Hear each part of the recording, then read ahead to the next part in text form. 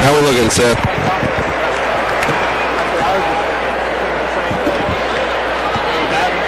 Okay. All right, when we get done with that, we'll take, we'll go with the flow. Probably 1 minute. Yeah, we'll go 1 minute. That gives us about 4 or 5 to break it down the way only Chad Bishop knows how to. Yeah, Chris took the program that had like the sheet. What a jerk. With the list of all the, who sponsors what, and I should have it memorized by now, but.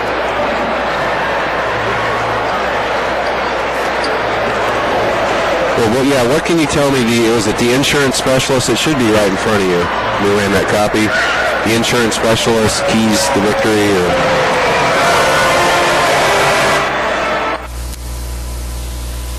All right, well, what's the keys to victory? Environmental planning. There you go. That's a big guy. Hey, it worked for the Lady Purples.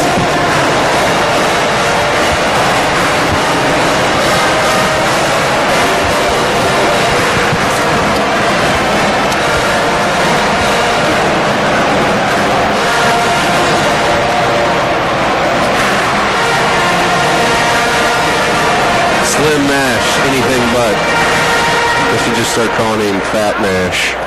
Daddy Fat Nash. Daddy Fat Nash. There you go. That's a big. I don't like it. What's up, homie? Okay. I know Grant's out of the training, so I don't like it. You'll get used to it. I was just getting ready for all the media to look. Why does it seem like Dimling or a couple of them people on here too? I haven't even submitted my request yet. That's now, right? I'm sure you can just walk in. Well, I know Maryland from all the events just show up. I used to be an active money, but... Yeah.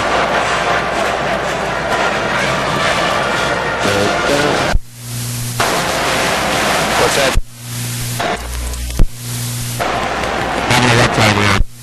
I know there's nothing you can do about it.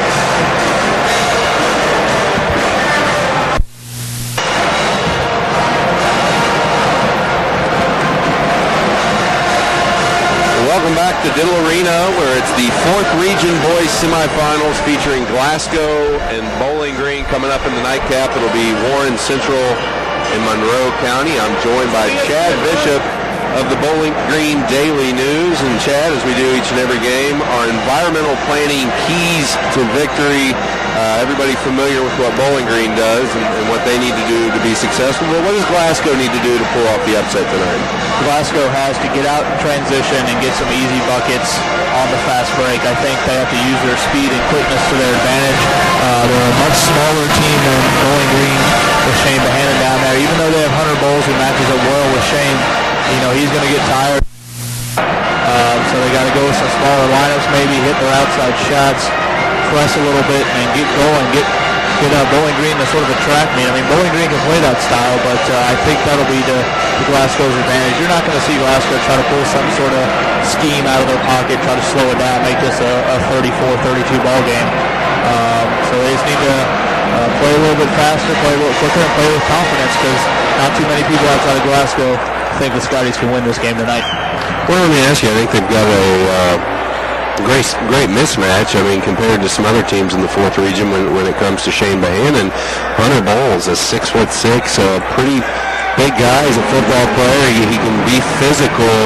That allows them maybe to match up one-on-one with Shane and not completely stop him, but slow him down and allow the other guys to focus on the other purples. Yeah, definitely. If you get the ball inside, if you're Glasgow, get it inside to Hunter Bowles, he can kick out. Some guys get knocked out from shots or touch of the basket. But Hunter's got to be careful. He can't get in the foul. Replace his size. Alon Smith and Caleb Sobel are two tall guys, but they're lengthy. They don't have a lot of meat on their bones like Hunter does. So Hunter's got to be careful, got to play smart. And Coach Jeff Hall, I know he'll do a good job with rotations and substitutions to kind of get Bowling Green off their rhythm all night long. agree or disagree? The fact that Franklin Simpson pushed Bowling Green for really 3 quarters in the round 1 matchup before the Purples pulled away, well, it was a good thing for wake them up and let them know they can't just coast through these first 2 rounds. I totally agree, and in fact, I look at it this way. Wins tonight against Monroe County, and they win kind of handily. They won against handily. That's a disadvantage for Warren Central. When if Bowling Green wins 2 tough games to get to that region final, I think they'll have the advantage because you want to be tested. You want to play a tough competition to give yourself confidence. So I think it'll be big for Bowling Green if they can play a tough, tight game tonight and still advance.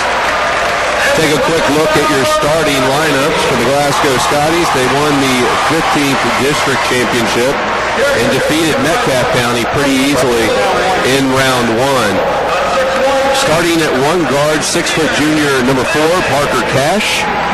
Joining him in the backcourt is 6-foot junior number 5, Quentin Ellis. Down low in the middle, big 6'6" junior Hunter Bowles. At 1 forward, number 22, 6-foot sophomore Steely Harris. And at the other forward, 6-foot senior number 44, Carrington Bradley. And for Bowling Green, they were the district runner-up, District 14, starting down low, senior number 21, Shane Bohannon. Joining him down low, number 20, senior Peter May. And the backcourt consists of 3 seniors. Point guard number 10, Darius Clement. Number 12, Mike Geegan. And number 24, Austin Disney. And as I talked with Geeky Sherrill in the pregame show, he talked a lot about Scooter Hollis. Really could be considered their 6th starter. He started a lot this year and certainly one of the better guards, not just in the district, but the entire region. And Scooter is such a smart young man, not just in terms of sports. He's an intelligent kid, and that's why he's been so successful, not only here on the basketball floor, but as the quarterback for the football team and kind of the reserve center fielder on the baseball team. So Scooter's a guy that prefers to come off the bench, kind of feel out the flow of the game, and a lot of teams aren't ready for him when he comes off the bench with his fresh legs and his speed and his ability to cut quickly to the basket. So he's a pivotal weapon for Bowling Green. And that's why this is a good matchup for Glasgow, because they play about 10 or 11 kids, and they'll have fresh legs all night long as well. Well, we are getting set for tip-off.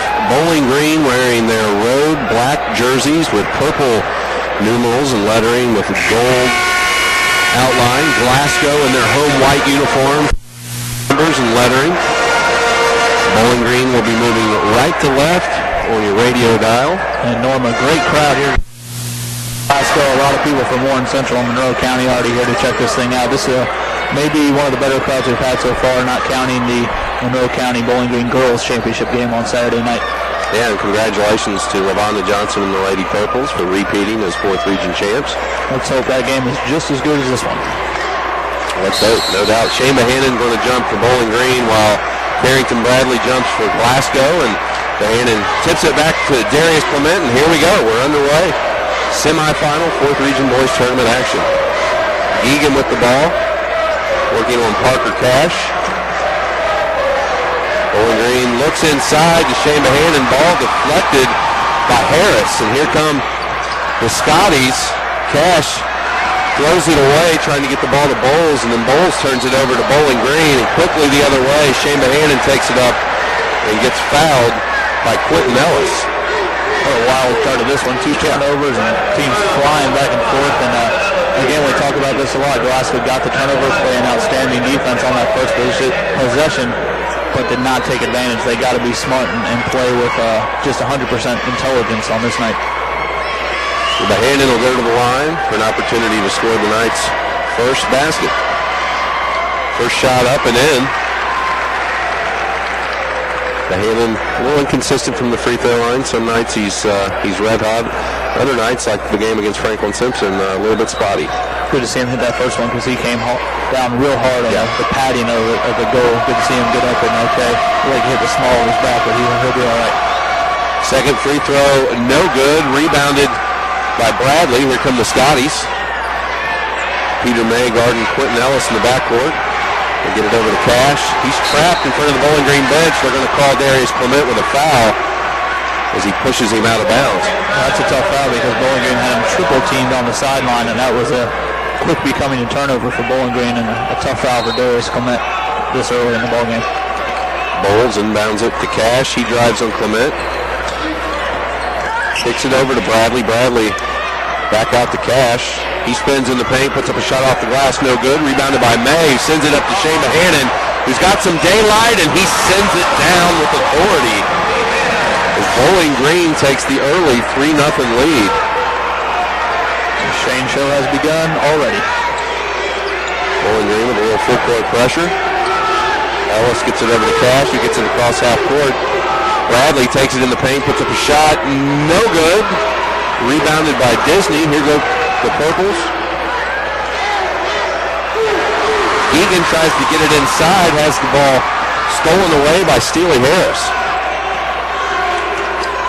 Cash drives to the paint, has the ball knocked away by Disney. They're going to say he reached in and fouled. Already Bowling Green showing they can run with Glasgow if that needs to be, and they've really done a good job of getting out in transition and scoring that quick bucket there, and that's the type of game this could turn into. Really quick pace, really good defensive battle. Ball inbounded to Bradley. He spins in the lane, puts up a shot, no good. Mahannon with the rebound, and we have a whistle. That'll go against the Scotties. That'll go against Bradley, who's just 6 foot, but big kid, can play physical if he needs to. One of 3 Bradleys for the Scotties this year. Clement walks the ball up the floor. Glasgow and man-to-man. Get it over to May, who's being guarded by Bowles. They stuck Bradley with the assignment of guarding Big Mahannon. Shot up, no good. And Shane Mahannon rebounds and puts it back in to give the Purples a 5-0 lead with 6:04 to play here in the first. Shane Mahannon 5, Glasgow nothing. Nice move by Ellis. He gets in the paint, puts up the shot off the glass and in for the Scotties' first field goal of the night. Defense backed away. Ellis didn't hesitate. Took it right in there. Clement brings it up. Kicks it to Disney for 3. Knocks it down. Austin Disney in the corner with the triple. 8-2 Bowling Green. Ellis breaks the press by himself. Kicks it to Bowles. Puts up 12-footer on the baseline. No good. Rebounded Disney. He sends it to Clement. The Purples are running. Disney for 3 again. And that is good. And Jeff Hall wants to talk this over with his team as they fall down 11-2 with 5:21 here in the first. We'll take a quick break ourselves and come right back. Diddle Arena, 4th Region Semifinal action. We'll see if it's 30. I couldn't tell if that was a 4 or not. Just go 30.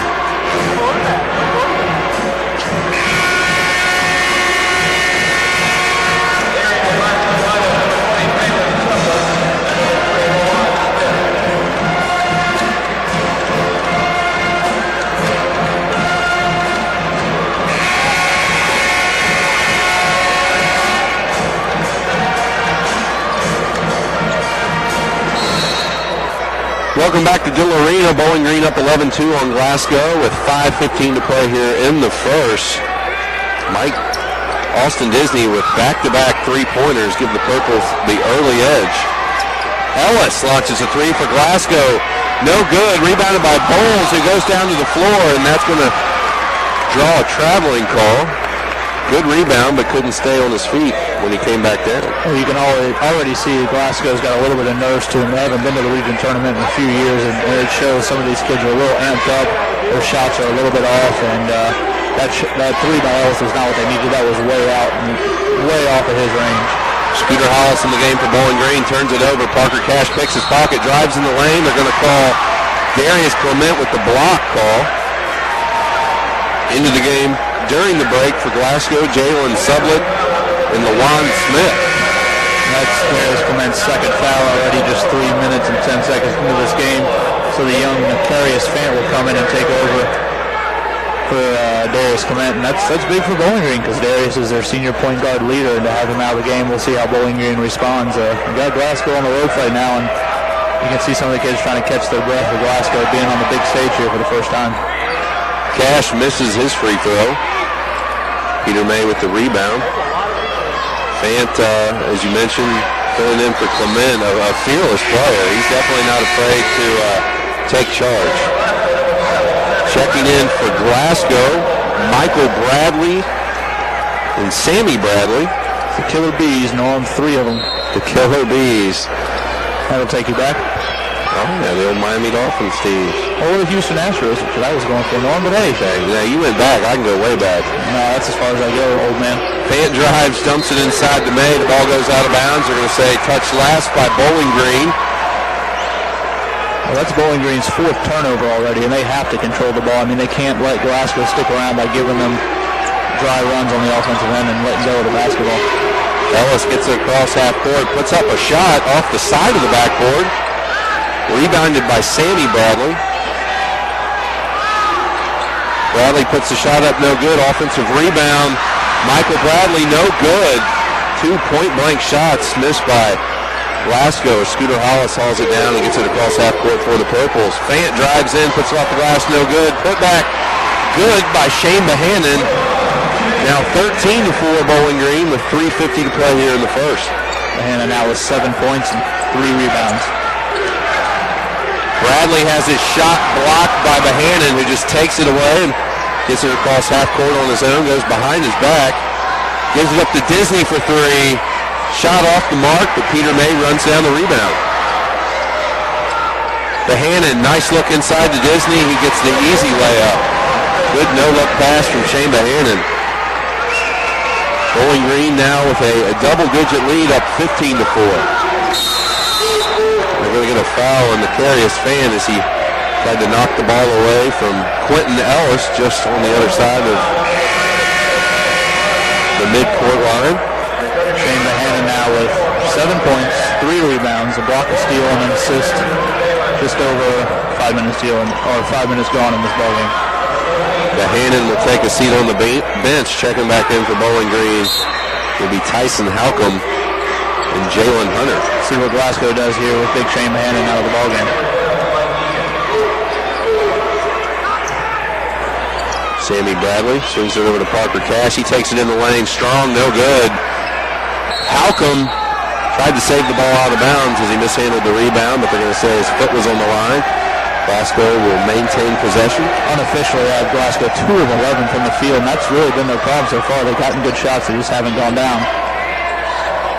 Cash tries to go inside to Lawan Smith. The ball knocked away. They're going to say foul Bowling Green, and that's Bowling Green's 5th team foul. The Scotties will be at the free throw line at this pace pretty early here in the first quarter. I'm going to say Bowling Green not playing very smart at this point, turning the ball over a lot and some silly fouls there. They could really put Glasgow away early if they wanted to.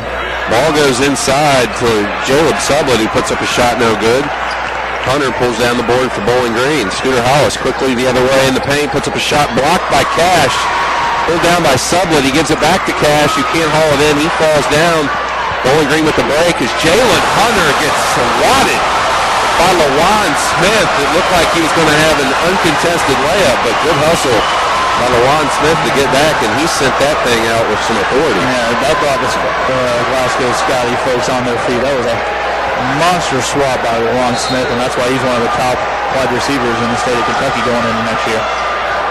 Ball goes inside to Jalen Hunter. He puts up a shot, no good. They're going to whistle Glasgow's Michael Bradley with a foul. I'm sorry, they're going to give Jaleb Sublett with the foul, and that'll send Jalen Hunter to the line for Bowling Green. Purple's up 15-4 with 2:38 to play here in the first. Glasgow hasn't scored now in over 2 minutes and just really back on their heels right now, and they've got to make some adjustments going into the second quarter if they want to get back in this thing. Southpaw knocks down his first free throw attempt. Hunter's second free throw on the way, no good. Rebounded by Sublett. Here comes Glasgow. Parker Cash gets it across half court, pulls up his dribble. Long pass intercepted by Geegan. He picked up his dribble and kind of stuck in no man's land. Fant drives in the paint, puts up a shot, no good, and foul on the Scotties. I'll tell you what, at this point, we talked in the pregame about Glasgow wanting to get out and transition and run. It's not working right now. They may have to go back to the drawing board and say, listen, run when we have the opportunity, maybe press after a made basket, but at this point, slow it down, be a little bit more patient on offense, because right now they're just not playing as well as I have seen them play in this season past. Fant misses his first free throw attempt as Bowles and Ellis check back in for the Scotties. And if anything, we just need to stop the bleeding. Yeah. It's a 12-point Purples lead as Fant puts up his second free throw. That shot no good, rebounded by Michael Bradley. He gets it off to Ellis. He gets it across half court, takes it in the paint, kicks it in the corner for three. Sammy Bradley's shot no good, rebounded by Michael Bradley. And they're going to call Glasgow with a foul as Michael Bradley charged, trying to go back with the offensive rebound. And Michael Bradley got that offensive rebound and lowered his shoulder and bowled over one of the Purples down there. And again, shots not just falling for Glasgow, and they're chucking them up at a record pace. I really think they need to slow it down here and get some sort of motion offense going and get a backdoor cut, maybe an easy layup before they start to run and transition again. One Clement and Bohannon on the bench for Bowling Green. And Glasgow unable to make any ground up as Bowling Green turns it over. Carrington Bradley intercepts the ball in the paint. Sublett tries to get it over to Bowles. He's trapped in the corner. He gives it back to Sublett with the layup, and they're going to call Fant for blocking. So Glasgow with a big break there with an opportunity for the old-fashioned three-point play. And again, a good job by Glasgow that time. I mean, they were on the press break. They were a little quick, but they were patient at the same time, if that makes any sense. And, again, Bowling Green with 6 turnovers, and they were 2 for 6 from the free throw line. They really could have made this thing insurmountable in this quarter, but they just haven't been able to put Glasgow away. And we'll see if that comes back to haunt them later in the game. With a minute 40 go in the first, if Glasgow can get this thing, with 5 or 6 points, it's anybody's ball game the rest of the way. Sublett's free throw no good. Bohannon just into the game gets the rebound. Peter May and Austin Disney also in. Disney with a three from the corner. No good. Ball bounces around, hauled in by Sublett. Glasgow down 16-6 with 1:24 to play here in the first. Ellis in the paint, backs it back out. Makes a move on Geegan, gets it in, puts it up off the glass and in. Impressive move there by Quentin Ellis. Lead cut to 8. Little pressure from the Scotties. Peter May trapped near half court. Ellis strips the ball. He takes it in, puts it up off the glass. Did a nice job. Tried to draw a foul from May, but impressive shot. As Glasgow now cuts it to 6. Disney gets it to May across half court. May drives. Pulls up the dribble, gives it up to Disney. Disney gets in the paint, puts up a wild shot, no good. Shot rebounded by Sammy Bradley. He tries to get it up to Quentin Ellis, loses control, and Glasgow with a careless turnover there in the backcourt. Gives it right back to Bowling Green, kind of let him off the hook there, Chad. Yeah, that's big for Glasgow. They could have came down and made this a 4-point, 3-point game, and Quentin Ellis showing everybody what he's made of. A lot of coaches think he'll be a breakout player next year. The kid is so quick. He's not very tall, but has a great sense for the basket. 3 on the way from Mike Geegan, and it's good. Darius Clement just into the game, gets the assist on that as Geegan, no hesitation. Bowles kicks it to Sammy Bradley for 3. Huge answer there by Glasgow as it's now 19-13, under 10 seconds. Clement gets the ball stolen. Scrum on the floor as May and Cash wrestle around. Possession arrow gives it back to Glasgow. They'll have 2.3 seconds here to try and get a shot off. Man, this has been fun early. It's wild and wacky, and I tell you what, these fans are just waiting to erupt, because if you're not for Bowling Green tonight, you're against them. I know there's plenty of Warren Central and Monroe County fans here that would love to see the Glasgow Scotties upset Bowling Green, and anytime you're the big boys in town, everybody wants to see you lose, so this crowd is just waiting to erupt. Inbounded to Cash. He puts up a shot from half court. No good. And that'll do it through one. It's Bowling Green 19, Glasgow 13. We'll take a quick break, come back with second quarter action. Is that thing getting closer? Look how high that thing's going. Look out there, look at the debris. Give me the camera. No, just drive, I've got it. Zoom in, zoom in. I can't believe this is happening. Oh, what size is that thing? It's everywhere. Are you getting this? Yeah, I've got it. What was that? It's the National Guard. How'd they get here so fast? I don't know. Pull over, pull over. Do you have what it takes to head into the heart of the storm? Check out National Guard. Not even like E-Town and East or Jeffersontown. Choices. Did you know you have choices at Van Meter Insurance? Van Meter Insurance has proudly served our community for over 30 years as a local leader in providing home, auto, and business insurance. As an independent insurance agent representing carriers like Grange Insurance, we work hard to bring you the best choices in home, auto, and business insurance. Call us today to see how Van Meter and carriers like Grange Insurance can get you the right coverage and secure your tomorrow. Bowling Green holds a 19-13 lead over Glasgow. Don't forget, you can catch all these games streaming live on 1340WBGN.com. We also have a link to High School Zone Broadcasting where you can catch this game live. I guess it's televised over the internet. Yeah, with our call. Back to action, Bowling Green with the ball. Starters back in the game for the Purples. Already a much slower pace in the second quarter. The coaches want to slow it down a little bit. Darius Clement tries to get the ball to Mike Geegan. The pass a little bit wide there. Geegan unable to haul it in, and Glasgow gets the ball back. And Chad, they really dodged a bullet there in that first quarter as the Purples lead got up to 11, now down to 6. Ellis gets it inside to Carrington Bradley. A strong move. He's fouled, and we'll have an opportunity for the old-fashioned three-point play. Well, we said it. Bowling Green had an excellent chance to put Glasgow away early, but they let them hung around, turned the ball over 7 times in that quarter, and didn't shoot well from the free throw line. And Glasgow was bad as they played at times in that first quarter. They hung around and got a chance to cut this to 3. Bradley knocks down the free throw. It's now 19-16, Bowling Green. As Darion Simmons checks into the game for the first time tonight for Bowling Green. Steely Harris also in the game for Glasgow. Darius Clement takes it all the way, coast to coast with the layup. Big basket there for the Purples, who been on somewhat of an offensive drought here in the last few minutes. Glasgow gets it across half court. Carrington Bradley pulls up from the baseline, no good. Rebounded by Bohannon. He gets it off to Clement. Clement working on Sammy Bradley. Gets it over to Simmons, who looks inside to Bohannon. That ball knocked out of bounds. We'll stay with the Purples. It's so strange right now. Anytime something goes Bowling Green's way, this place is awfully quiet. Darius Clement had that nice layup, and you could hardly hear a peep from anybody, but when Glasgow does something, this place erupts, so you can already tell which side the crowd is on, and it's almost like a home game here for the Scouties. Ball inbounded to Bohannon, has it stripped by Bradley. Bradley taking it into the paint, a little bit out of control, falls down, and calls timeout.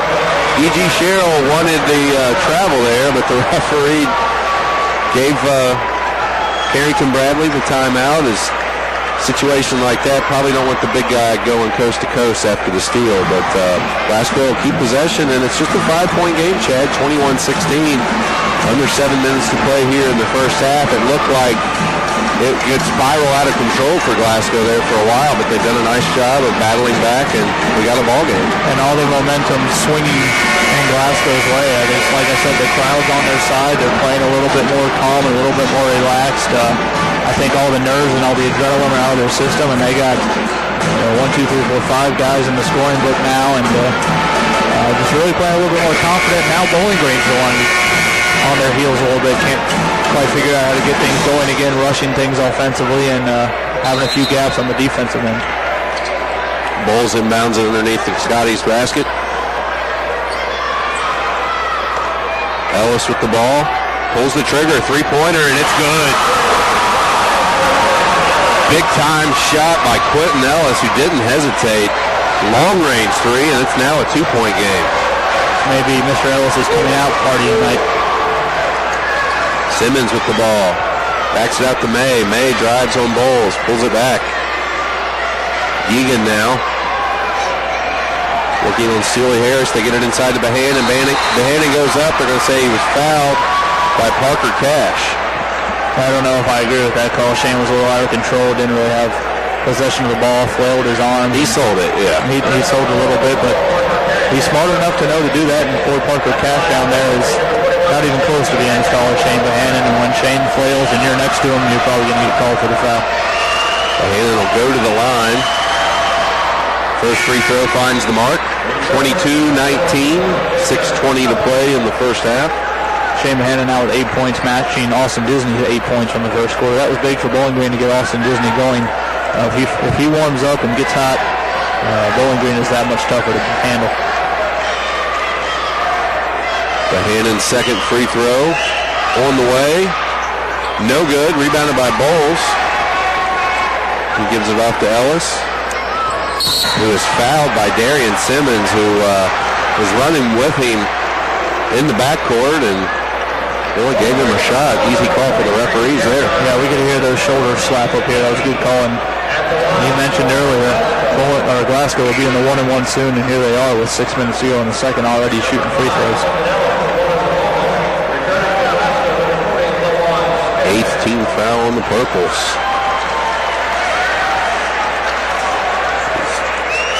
D.G. Sherrill has to be a little bit disappointed. The team has let a double-digit lead go. Sometimes as a coach, you just wish your players would realize how important the game is when you do. And it's so tough to relate to high school kids. They just, ignore their coach and think whatever. But D.G. Sherrill knows that every team wants to hand his team that season-ending loss. And, sometimes it takes a quarter and a half for them to realize it. Ellis' second free throw up and in, and it's now 22-21 Bowling Green as Simmons gets it into Clement. Clement takes it straight in the lane, gives it up to Bohannon, who is fouled as it looked like LaJuan Smith went up anticipating Bohannon maybe to go for the alley-oop and kind of landed on Bohannon's shoulder. And he'll go back to the line. Even though it wasn't a shooting foul, Bowling Green is also now in the bonus, so lots of free throws here and slowing things down a little bit in the second quarter. Bohannon will have a 1-1 here. Got a feeling all these free throws will be important by the time it's all said and done. Oh yeah, it'll be something we'll all go back and look at the end of the night what the team's percentages are. I had a conversation with a coach the other night, and he mentioned the margin of defeat for his team and then said, you know what? We missed this many free throws, and if they would have made them, would have been tied at the end of regulations. Always seems to work out that way. Bohannon good on his first one, second one on the way. Bounces around, touches every part of the rim, and falls. So Bowling Green now up 24-21 with 6 minutes to play here in the second quarter. Ellis gets it across half court. Peter May trying to trap Ellis, and in the process fouls him right near midcourt. Quentin Ellis got fouled 3 or 4 times on that play, and the Glasgow folks were at wit's end, and even Coach Jeff Hall threw his hands in there and said, finally, give my point guard a break. Quentin Ellis now with 11 points and about to add to that right here at the free throw line. He's been the difference in the game so far for Glasgow, no doubt about it. Just a junior, Quentin Ellis. A lot of juniors on this Glasgow team. Carrington Bradley, the only senior in the starting lineup, as Ellis knocks down his first free throw. I have to imagine they'll be near the top of the list as teams to win the 4th region next year. Oh yeah, they'll be bringing lots of people back if kids decide to come back or stay healthy, and they'll be awfully tough next year. Ellis hits his second free throw. It's now 24-23 Bowling Green. Tudor Hollis checks back in for Darian Simmons. Excuse me, Norm. This is the closest the Scotties have been in this game after going behind 3-0 early. Clement gets the ball up half court, gets in the paint, gives it up to Peter May. Nice looking pass there as May has the easy layup. Sammy Bradley back in the game for Glasgow. Is Ellis having a hard time getting it across half court? He does. Takes it in over top the outstretched hands of Shane Bohannon. He had to arc that shot off the glass. Then the Quentin Ellis show here in the first half for Glasgow. Clement picks up his dribble, gets it over to May. May working on LaJuan Smith, gets it over to Geegan. They go inside to Shane Bohannon. Shane fades away, shot no good, rebounded by Ellis. He speeds the other way for Glasgow. Gets it over to Sammy Bradley, he pulls up in the paint, shot no good. Rebounded by Carrington Bradley for Glasgow, and there's a whistle on the floor. Carrington Bradley, a little forearm shiver to get somebody off of him to get that rebound, but man, I'll tell you what, Quentin Ellis, that might have been the prettiest shot I've seen all year long. Yeah. He broke the press by himself, ran past about 3 purples, all of which may or may not have been fouling him. I'm not in a position to say, but then he got to the lane, saw Shane Bohannon, went straight for him, and just kind of the ball right over Shane's outstretched arm off the top of the glass and in. And man, folks you could hear the murmur in the crowd after that one. That was a beautiful shot by Quentin. Yeah, and I don't know that words can do it justice. And when Shane gets up and puts that arm out, that's not an easy guy to shoot over. As Mike Geegan hits his first free throw attempt, put the Purples back up by 2.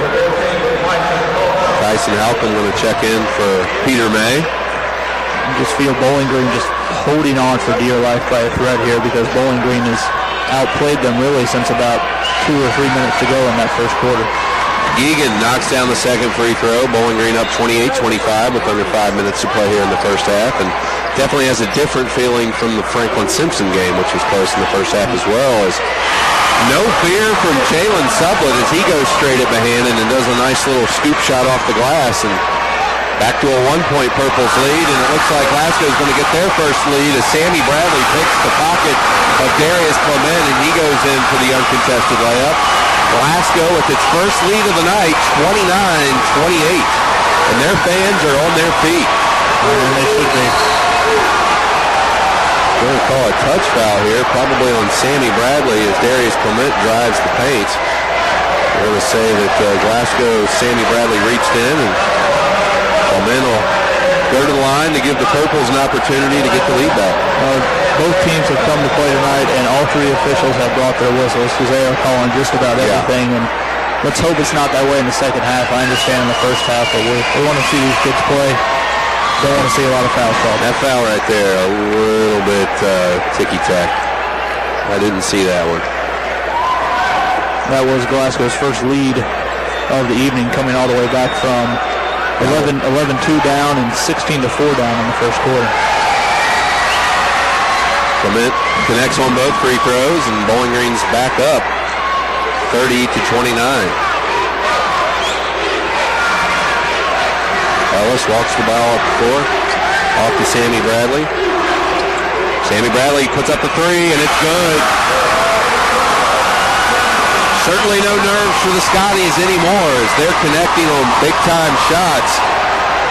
And Clement throws a dangerous pass inside to Shane Bohannon near half court, and he gets tied up, and possession arrow gives it back to the Scotties, and they have all the momentum right now. I'll tell you what, 11 turnovers now for Bowling Green, and again, they just out of sync, out of rhythm, just really all over the place, and the Glasgow student section going a little crazy over there, and Glasgow all the way, full momentum bar for them right now.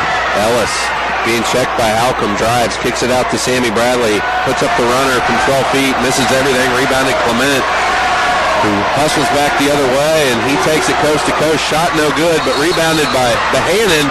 He's fouled on the putback. So he'll go to the line for 2 with an opportunity to tie it. It's 32-30 with 3:33 remaining here in the first half. That was a good foul by LaJuan Smith because Shane Bohannon was going up for the 2-hand putback dunk, and anytime a kid dunks it, it really seems to hurt the other team, so a good foul to make Shane earn it from the strike. Bohannon touches nothing but net on the first one. All 4 of Shane Bohannon's points here in the second quarter coming from the free throw line. Hasn't hit a field goal since the first quarter. They like the demeanor of the Purples, though. No panic. Coach Sherrill, relatively calm by his standards on the sidelines as Bohannon knocks down his second free throw. We're knotted up 32-32. Ellis brings it across. Man-to-man defense from the Purples. Halcomb on him. Get over to Bowles, who's about 15 feet on the baseline, and that's a good-looking shot there. Glasgow back up by 2, 34-32. Bohannon takes it in the paint, pulls up, hangs in the air, shot in and out.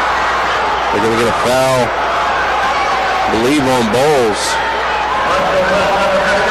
Bohannon, a sense of urgency there as he was determined to take that one up on that possession. Well, it's something Glasgow doesn't have or have an answer for, and that's Shane Bohannon. They don't have a kid, as well as Quentin Ellis has played for them. They don't have a guy like Shane Bohannon who can just dominate all facets, and maybe he sensed that his team needed him. It's time for him to step up and continue to score as he makes his 6th free throw of the quarter now.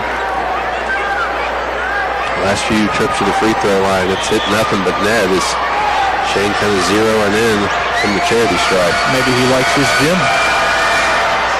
Well, and of course, Jake's team, as that one was in and out, rebounded by Bowles. He gets it off to Ellis as Bowling Green tries to trap Ellis, but he's a pretty quick guy, and they're going to say he stepped out of bounds as 3 Purples were chasing him, and he was trying to work that baseline and stepped out before he got there. You know, if you're Bowling Green, you might think about calling off the press because Quentin Ellis is just going right around it and allowing his team to score every which way. So yeah, getting some easy looks at it. I don't think Bowling Green has anybody quick enough to keep up with Quentin Ellis' pace right now.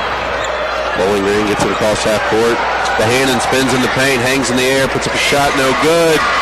Ball being batted around. Looks like Tyson Halcom's going to come away with it for Bowling Green, and they're going to say he walked. So Glasgow will get the ball back up 34-33, 2:39 to play here in the second quarter. Now let's switch things. Glasgow's had a couple chances now to extend this lead and haven't been able to do it. Bowling Green still playing sloppy, and Glasgow now taking advantage on their end. Ellis puts up a tough shot against Halcom, but draws the foul. Again, they're calling it close. It looked like Quentin Ellis initiated the contact with Tyson Halcom and threw up somewhat of a unmakeable circus shot. That, to me, is one maybe needs to be let go. But Glasgow's play there was to clear that side of the floor and let Quentin just go into the paint and draw the foul. And he did a good job of selling it, throwing up a wild shot. And that's his first miss from the free throw line tonight.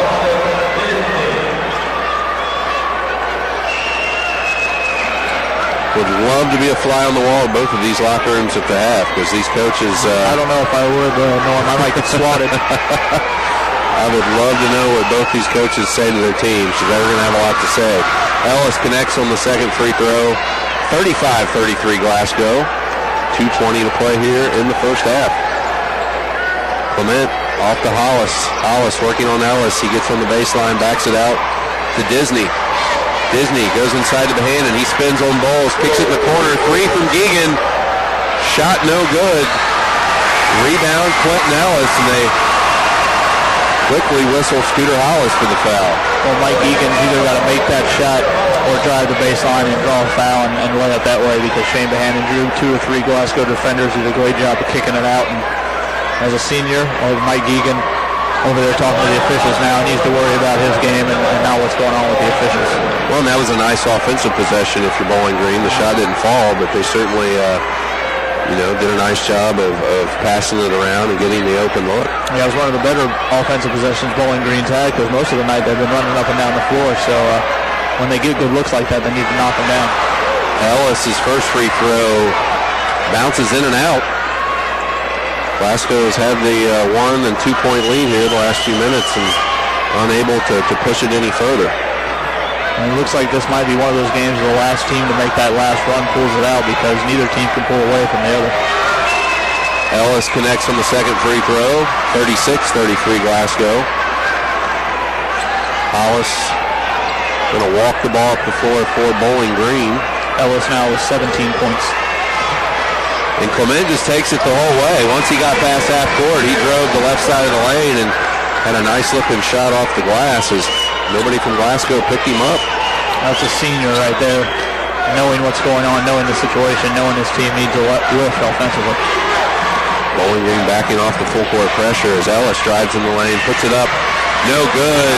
Bowles with the offensive rebounds, gets swatted all the way in the backcourt from Shane Bohannon. Second block of the night for Big Shane.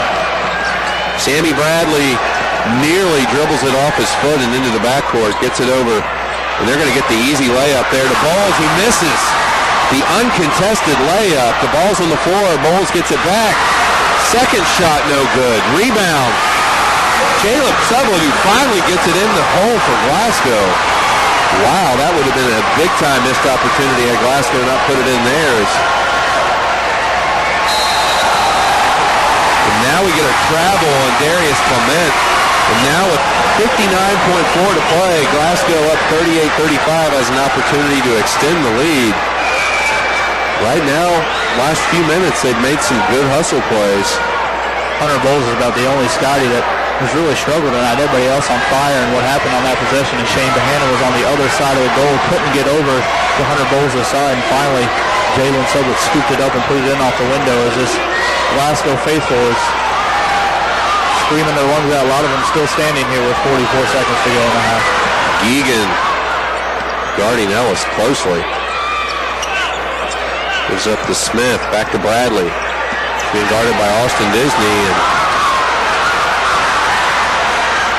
looks like Glasgow just trying to run the clock down, get this last shot, take the lead into the half. Ellis with the ball. Back to Sammy Bradley. 20 seconds. Hunter Bowles gives it back to LaJuan Smith. Sammy Bradley. Loving it. 13, 11. 10 seconds, and Austin Disney looked like he had knocked the ball away from the back, and he's going to be whistled for a foul. I will say this, the referees have called it close. They've been consistent. The players have to adjust. Yeah, and Austin Disney almost got a technical foul right after he walked past the ref, and I won't repeat what he said in the ref's ear, and now the ref's going over to D.G. Sherrill to talk about it because Austin Disney really almost hurt his team twice there. He almost received a technical foul. It's not good by Austin. He needs to keep it in check considering it's only the first half, and got to regroup into halftime and not let your emotions get the best of you. And really the first sign of panic tonight from Bowling Green, who, despite the runs Glasgow has made, they've kept their composure. And Bradley knocks down both free throws. It's now 40-35 Glasgow with 9.2 to play. May enters it to Clement. Gets it across half court, 5 seconds, 4 seconds. Clement takes it in, puts it off the glass, and good.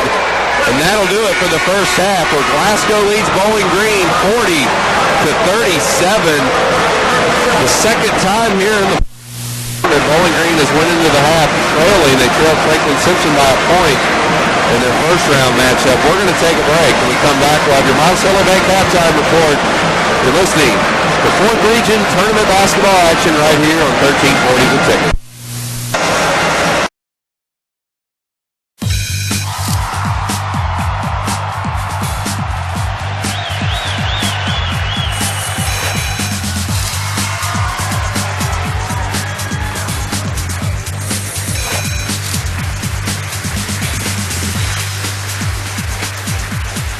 Right now, there's a way to show the world what's happening at your high school. All the sports, all the news, all the people that make it special. It's iHigh, the ultimate website for high schools all across America. Thousands of schools are already online with live sports, athlete profiles, activities, and more. There's nothing else like it. iHigh is a great service. We use it for all our information and to promote our students to our kids with their photos. For kids that maybe have college careers in front of them, they have an opportunity to tell a scout or something, hey, go check it out on iHigh.com. During the recruiting process, I could definitely send that website to coaches. They could look at some videos of me. They could look at how many points I'm scoring each night. It would really, really help in the recruiting process. iHigh is a very good website for athletics of my school because I go up there and look at wrestling, I look at track and field, I look at basketball, everything. I think it's something that each school should have because it's just an awesome site. With iHigh, your school has its own website. Unique because you choose the content. For example, you can broadcast all of your games from any sport live on the net. give your fans access to video from the whole season or highlights of your biggest moments. Showcase your students with individual profiles and show off your program to parents, your community, and other schools. Of course, there's more to your school than sports, and there's a lot more to iHigh. Special events, fundraisers, clubs, and activities. There's room for all that and more on your iHigh site. Coaches, parents, teachers, and students can post photos, videos, and stories.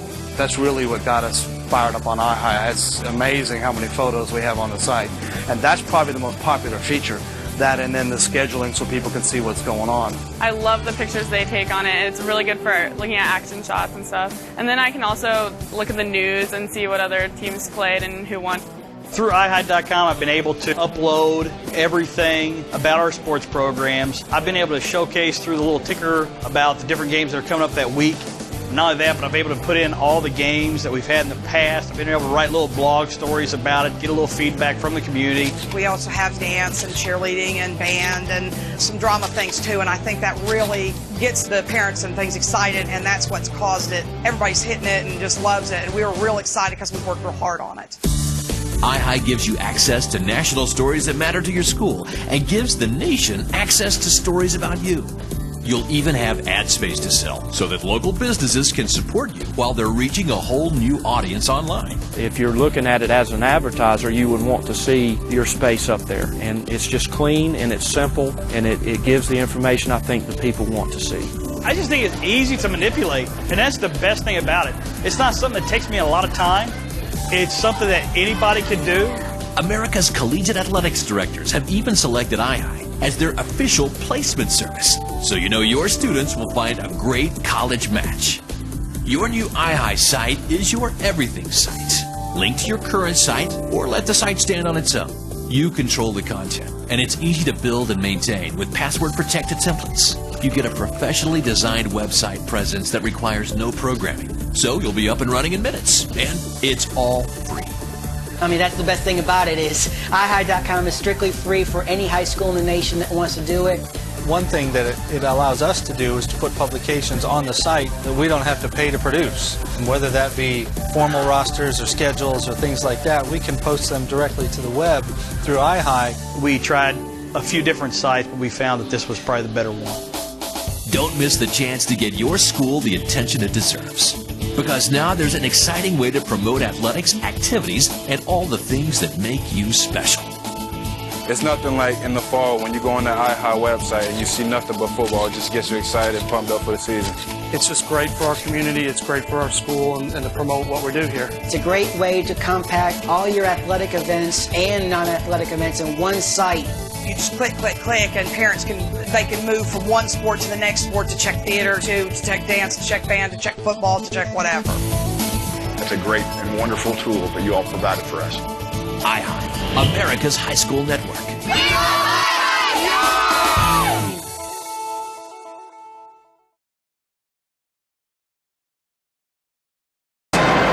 Probably about 12 too many in my book, so they've got to take better care of the basketball. And really not a lot of that is due to Glasgow's pressure. They really haven't pressured Bowling Green into a lot of those turnovers. It's just Bowling Green making mental mistakes. So both teams shooting the ball extremely well, and you see Glasgow 3 of 5 from behind the arc, and Bowling Green 3 of 6. So they've gotten their looks, and they've made them. It just comes down to the little things that you expect seniors to do in this situation. And I really think in the second half that's something to look for, because you got a Bowling Green team with a lot of kids who have been here before and done that, where Glasgow's a very young team and a lot of their kids haven't been here, and if they have, it was when they were freshmen or 8th graders. So look for Bowling Green to step up, look for their seniors to take charge and really say, I don't want to lose tonight, I don't want my career to be over. We're going to take a quick break, come back, wrap up the Monticello Bank halftime report. We're about 5 minutes away from tip-off of the second half. Glasgow leads Bowling Green 40-37. Stick around, more 4th Region Tournament basketball action right here on the ticket. 2 minutes.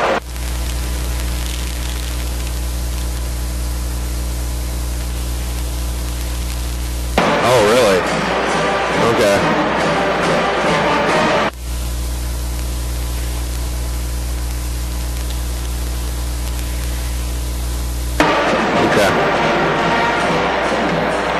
I'll keep my eye on it.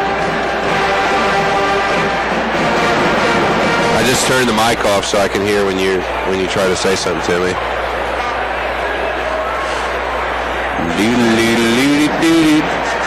Tell you what, Bowling Green will screw around and lose this game. They had a chance to really put their foot on Glasgow's throat. Didn't do it. They could come back and get them.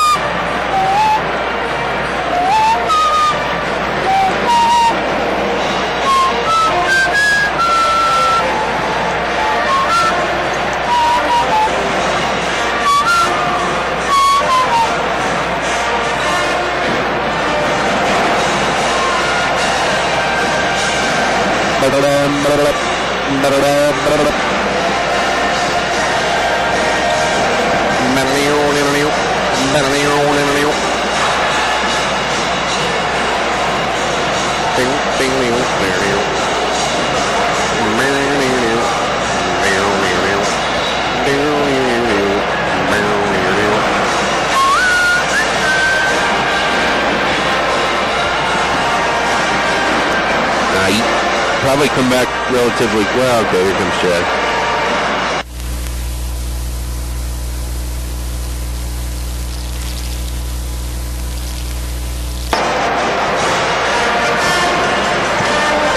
What a miss. Welcome back to the Monticello Bank halftime report. Both teams back on the floor warming up, where Glasgow leads Bowling Green 40-37. And you have to wonder what both coaches said to their team. If you're DG Sherrill, I'm sure you probably laid into your guys a little bit to give them maybe a little bit of a sense of urgency. You had to do it in the first round against Franklin Simpson, so maybe he took a different approach. I don't know if you can give that same speech twice.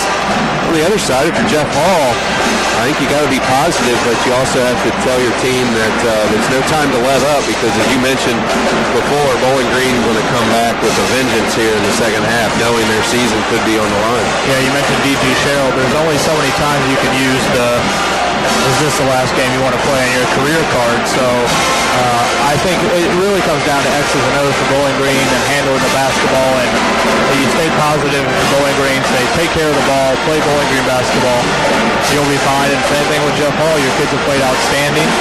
You have to let them know that Bowling Green's going to make a run. Just deal with it, come back a little bit stronger next time. Both teams look really confident and focused coming out of the locker room. You don't see many hanging heads for Bowling Green. You don't see many kids rooting and hollering for Glasgow. So I think you got to treat this like a tie ball game. Come back out and play the same way you did in the first half of Glasgow. Well, if I'm DG Sherrill, I slow it down. I want this to become a half-court game, because Glasgow's been hitting some easy looks the other direction when Quentin Ellis just speeds down the floor, and it doesn't seem like Bowling Green's defense is getting set every trip. I would work it around and try to go inside out, either get it into Shane Mahanon or kick it out for a three-pointer. We saw Austin Disney knock down a few. You know, Mike Geegan can hit those. I would think if you're DG, it's opposite of what we thought coming in, but I think you want to slow it down. I think you're right. I think the press hasn't worked. Shane Mahanon, while he has 13 points, 7 of those are coming from the free throw line, and when he's not hitting field goals, even though he's scoring, it's kind of a momentum killer. So I think you're right. Slow it down a little bit. Get the ball inside to Shane Mahanon. If they collapse on him, kick it out. Have Darius Clement drive. He's been doing that outstandingly tonight. And let Glasgow try to run and force them into turnovers. And watch for a better defensive effort from Bowling Green. They hang their hat on their defense, and it wasn't very good there in the first half. I expect them to come back out and be right up in the grill of Glasgow for these next 16 minutes. Totally agree, and we're set as both teams take the floor. Bowling Green will have the ball to start the second half and move left to right on your radio dial. And Norm, this place is starting to fill up. They almost filled up. There's got to be 1,000 to 2,000 people here? At least. And if this game's close, it's going to be really loud. Darius Clement with the ball. He picks up his dribble along the right baseline, goes inside to Shane Mahanon, who takes it up with some authority. The ball doesn't find the mark, but he'll go to the free throw line for two. Nice entry pass from Darius Clement, and good job of Shane establishing position and hauling in what wasn't an easy pass. That's exactly what Bowling Green wants to do the rest of the night. Glasgow's done a good job of really containing Shane, but they still have no answer for him. And if they're going to get some guys in foul trouble, Bowling Green's got to get the ball into Shane and let him go to work. Bohannon connects on the first free throw. 40-38 Glasgow. And Shane probably going to spend quite a bit of time there at the charity stripe tonight. He doesn't mind. As Sammy Bradley had some words for Shane. Shane shot him a look that said 1,000 words as Shane knocks down his second free throw, and it's back to a 1-point Scotty lead. And Bowling Green going to press. Ellis gets it over to Cash. He gets it in the paint, takes it coast to coast for the layup. Impressive crossover move on Darius Clement near the free throw line that freed him up for the easy layup. And Bowling Green back the other way. Clement sets the offense. Glasgow in man-to-man. Swinging around to Peter May. They go inside to Shane Bohannon. Nice spin move inside. Misses the shot off the glass. Able to get his own rebound. He takes it back up and puts it in. 42-41 Glasgow. Again, Glasgow just with no answer. Bowling Green going to try to continue press though, and there's a turnover. And there it is. They forced Sammy Bradley into a bad throw as he tried to hit Parker Cash streaking up the side in front of the Bowling Green bench, and the pass a little bit too long, and Bowling Green will get it back on their own end of the floor. Purple still pressing. Again, a little surprising was Glasgow had Parker wide open running up the sideline. It was just a bad pass, and Glasgow hasn't struggled at all against Bowling Green's press tonight.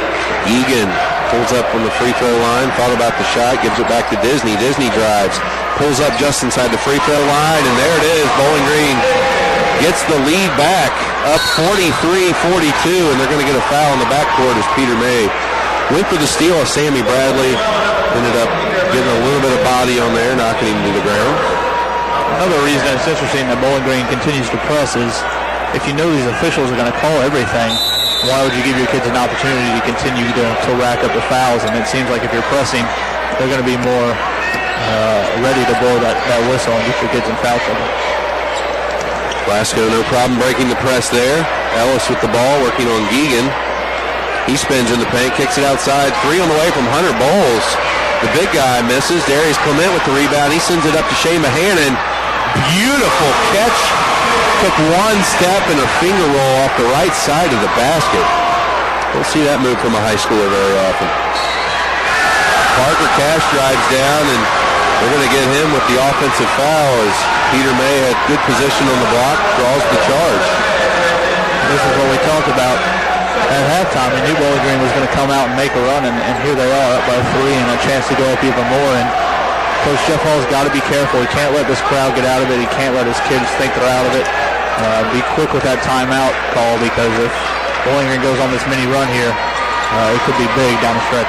Bohannon gets it on the block, fade away, one-hander, no good. Hunter Bowles with the rebound. He kicks it off to Sammy Bradley. Nice behind the back move. He takes it up. Shane Bohannon didn't get the block, but he certainly altered the shot as the ball goes out of bounds and back to Bowling Green. The Purples up 45-42 with 5:50 to play here in the third. Well, you're right about that. Shane didn't get the block, but Sammy Bradley was certainly aware of Big Shane flying at him like a boulder out of the sky, and had to throw that thing off the glass wildly, and that went out of bounds in Bowling Green's possession. Disney with the ball, pulls up from the free throw line, shot way off the mark, ball being tapped around, still up in the air, ends up in the hands of Bohannon. He takes it up strong and draws the foul. Looks like that one's going to go against Michael Bradley, as looked like they were playing volleyball or something there, and of all the people it ended up going to, Shane gets a freebie there.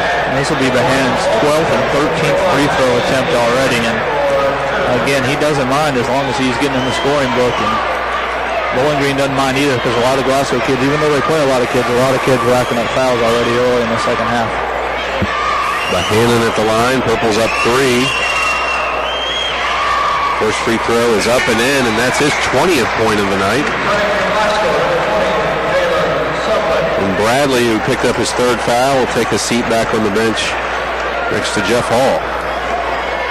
Bowling Green was down 3 at the half, up 4.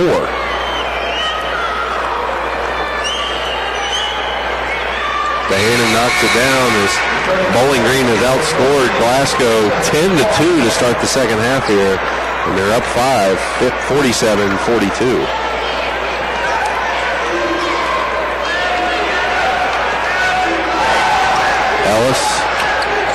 Wild throw, gets the ball over half court. 3 on the way from Sammy Bradley, and that's good. Big time shot at a big moment there for Glasgow. So they cut the purple lead to 2.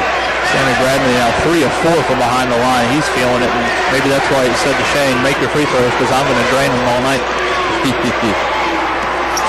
Clement working on Bradley, goes right, pulls up his dribble, kicks it back. Wild pass, Mike Egan hauls it in. Halcomb drives baseline, loses the ball. We'll say that was knocked out of bounds by Quentin Ellis of Glasgow. Well, maybe because there's a shot clock monitor on top of these goals, knowing these kids think there's a shot clock, because they are still going at breakneck speed and feeling like they have to throw it up. And they got all night. They don't have to force their shots, but they continue to do so. Hannon gets the inbounds pass, works inside to Peter May, who gets the shot off the glass for Bowling Green. 49-45 Purples. Ball nearly thrown away. Hunter Bowles hauls it in. Jalen Sublett into the game for Glasgow. Bowles driving on the baseline, out of control, and they're going to say that Peter May is going to get the blocking foul there. I don't know. Kind of looked like Bowles maybe extended that forearm and helped May to the ground. And again, Bowling Green's got to be careful. Peter May getting up off the ground screaming, that's awful, about 4 times into the rest of the year, and he ignored it. But he does that again. There could be a check on the Purples. Ball goes into Ellis. He's being guarded by Clement. Bradley with it. He drives in the paint, puts up a shot over the Hannon. No good. Rebounded by Sublett. He puts it in. 4:15 to play. It's 49-47. Bowling Green with the ball and the lead. Impressed with Glasgow. They've answered every time, not backing down no matter what Bowling Green does on there, and they're coming right back strong and continuing to play with tremendous confidence. Egan with the ball. He pulls up from the elbow. Shot good. Good looking stroke there by Mike Geegan. Puts the Purples back up by 4. Near turnover there. Sammy Bradley gets it over to Sublett, and he's blocked by Hannon. Hannon sends it up court to Tyson Halcomb, who has the breakaway layup. Bowling Green lead to 6. And they bring the full court pressure off the made basket. Juwan Smith gets it over to Sammy Bradley, and he's going to draw a foul from Mike Egan.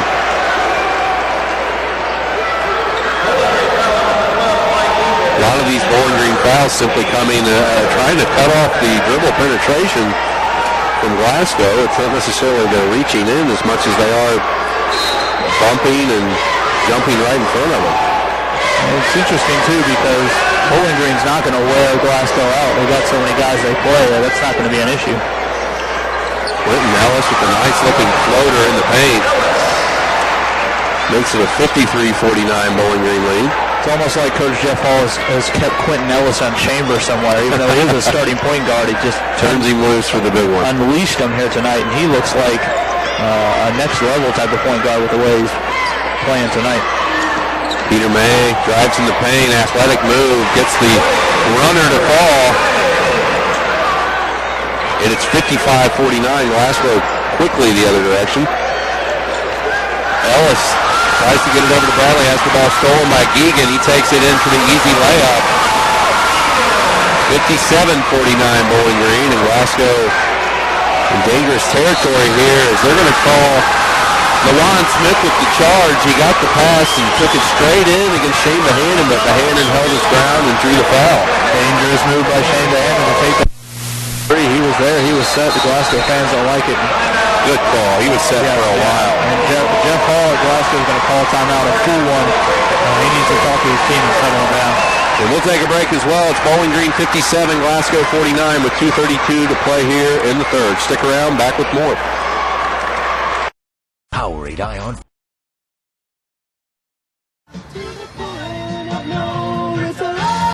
Good looking, Seth. Cool.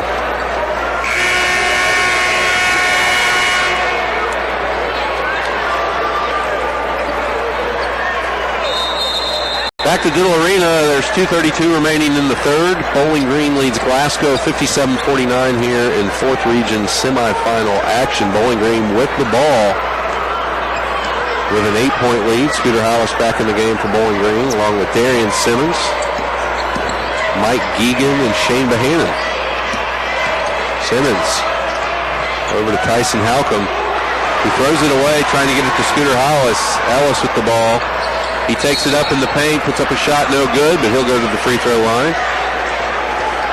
Well, Halcomb made a good pass. Scooter Hollis just able to haul it in there and led to the fast break opportunity for Glasgow. That was Bowling Green's first turnover in the second half after throwing it away 13 times in the first half. And again, it wasn't anything Glasgow did. It was just a mental mistake by Bowling Green, and immediately it looks like it's going to lead to Glasgow points on the other end. Ellis unable to connect on the first free throw attempt. As Simmons goes back to the bench.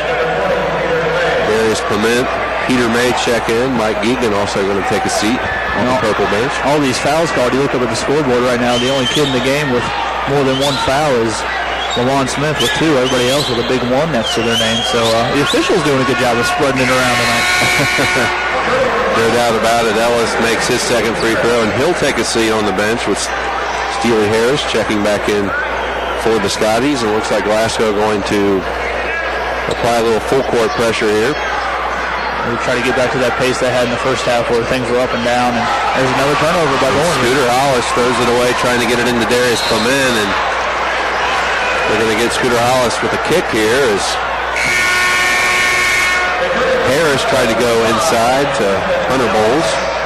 Shane Mahanan just looked at Scooter and put out both of his palms and said, I'm wide open. I'm wide open over here. Give me the ball. That was, he tried to make a difficult pass to Ellis. Going to launch the 3 off the inbounds pass. He misses everything, and Peter May gets the rebound, loses it out of bounds, but they're going to say that it was last touched by a Scotty. It's right in front of the bench. I don't see any of the Glasgow players or coaches freaking out, so I guess something there we didn't see, or at least I didn't see. Clement gets the inbounds pass. Light pressure being applied there by Sammy Bradley. Clement gets in the lane, kicks it off to Peter May. May backs it out to Scooter Hollis. Mahanan lays a screen on Harris. And then Hollis throws the ball away as we have a big dunk there by Jalen Sublett. And that'll get the Scotty fans on their feet. It's now 57-53 Bowling Green with 1:20 to play here in the third. Some uncharacteristic, unforced turnovers there by Bowling Green as they go inside to Mahanan. Nice dish off to Tyson Halcomb, who gets the layup on the right side of the basket. Harris gets it off to Sammy Bradley, off to Sublett. He goes inside to Smith, who spins in the paint. They're going to call a foul and say the basket is no good as Scooter Hollis going to be whistling for the foul there with 58 seconds. Good call both ways. Scooter Hollis flopped a little bit, and that thing was way on the floor before the shot was in the air. Good job by Bowling Green there to answer Shane Mahanan, drawing pressure and dumping it off to Tyson Halcomb. And this has been just a really outstandingly played game. Both teams playing very well. Can't complain on either end. A few guys making a few mistakes here and there. That's to be expected, but this thing looks like it's going to go down to the wire, and that's what we expected coming into it. Oh, yeah. Bowles pulls up on the baseline. Shot flanks no good. Harris with the rebound, and he's fouled, trying to go up for the basket. First time Steely Harris has really gotten involved. He started the game tonight, but really hasn't been around as a big offensive rebound for his team. And Bowles is like deja vu, going to be inbounding the ball again on the baseline as Sublett takes a seat as Michael Bradley checks in for the Scotties, and he got 3 quick fouls early on, and I don't know, he's been back in the game here this whole second half. Bradley gets the inbounds pass and has the ball stripped away by Shane Mahanan. Mahanan has the ball knocked away from below. Steely Harris with the ball. He drives in the paint, out of control. But he draws the foul from Darius Clement. I'm not sure that shouldn't have went on Harris. He looked a little bit out of control on that. One of the things Shane Mahanan will have to work on at the next level when he gets a steal is to realize it's not his job to bring the ball up the floor, and he's just got such this will about him. He wants to do it all, and he's got to realize, give it off to one of these quicker guys. I mean, he's got Mike Geegan and Tyson Halcomb and Darius Clement out there on the floor with him. He got the steal and immediately tried to run and dunk it from half court, and the big man's got to give it up. Harris at the line. First free throw off the back of the iron, no good. Sublett back in the game for LaJuan Smith. Austin Disney will check in for Tyson Halcomb. It's always fun to watch Glasgow coach Jeff Hall. He carries a tiny little play sheet in his left hand, and he'll throw it, he'll bite it, he'll slap it against his wrist. It's one of those perks of a coach. They've got little mannerisms about him, and that's Coach Jeff Hall's. Harris knocks down the second free throw. It's now 59-54 Bowling Green with 42.3 to play here in the third quarter. Ball goes into Geegan. He gives it up to Clement. Clement picked up in the backcourt by Sammy Bradley. Clement going to be whistled for 5 seconds as Sammy Bradley stays on him. I don't know that Clement was necessarily paying attention to that, but some uncharacteristic turnovers from Clement and Scooter Hollis here in the third quarter. Those are normally the guys Coach D.G. Scherr wants the ball to be handled by. About 3 minutes ago, Bowling Green turned it over for the first time in this quarter, and it's opened the floodgates. They've turned it over just about every single possession afterwards. Sammy Bradley crosses up. Austin Disney pulls up from about 5 feet and draws the foul. Disney kind of looking around. That's his third foul, and D.G. Sherrill calls him over, kind of wondering what his mindset was on that play. So with 19.3 to play, Sammy Bradley will go to the line for Glasgow to try to cut the 5-point lead down. First free throw off the front of the rim, no good. Now Darius Clement, Peter May, and Austin Disney all with 3 fouls, and Mike Egan has 2. So while the reserves haven't really picked up a lot of fouls, Bowling Green starters got to be careful because they get a couple more, they're gone from this game, and their team needs them late in this fourth quarter. Bradley connects on the second one. Glasgow going to apply a little full court pressure here. Ball goes into Disney, back to May. May goes behind the back, gets it across half court, and then gives it up to Clement, who resets the offense. 10 seconds. Clement drives in the paint, puts up a shot, and it's good. Nice move by Darius Clement. 61-55, 2 seconds. The ball's into Harris. And that'll do it for the third quarter, where Bowling Green leads 61-55. The Purples trailed Glasgow by 3 at the half. Stick around. We'll have fourth quarter action here from Diddle Arena when we return.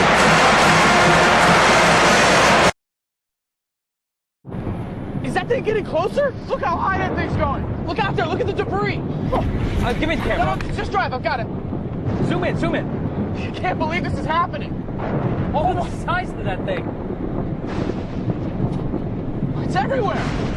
Are you getting this? Yeah, I've got it. What was that? It's the National Guard. How'd they get here so fast? I don't know. Pull over. Pull over. Do you have what it... I'm in the WKU broadcast program. The experiences that I've had so far in broadcast news are definitely preparing me to do anything in front of or behind the camera. Is the spirit in you? Find out at spiritofwku.com. Broken? We can help fix it. Whether you're a do-it-yourselfer or need a professional to take care of everything for you, consider it fixed. Open Shaw Parts and Jim Fuqua Appliance, Fairview Avenue. Call today. Welcome back to Diddle Arena, where Bowling Green leads Glasgow 61-54. We're getting ready for fourth quarter action here in the 4th Region Boys Semifinal action. Coming up after this game, we'll have Warren Central and Monroe County in the other semifinal action. I'm joined by Chad Bishop of the Bowling Green Daily News. Don't forget, pick up a copy of the Daily News or get online at bgdailynews.com. You can read all of the stories from Chad as well as Nick Baumgardner down in Hot Springs, Arkansas for the Sun Belt Conference Tournament. Right now, Western Kentucky's men's team not doing very well against North Texas. Looks like their season might end here in about 3 minutes. Glasgow with the ball to start the fourth quarter. Ellis backs it out to Sammy Bradley. Bradley working on Darius Clement.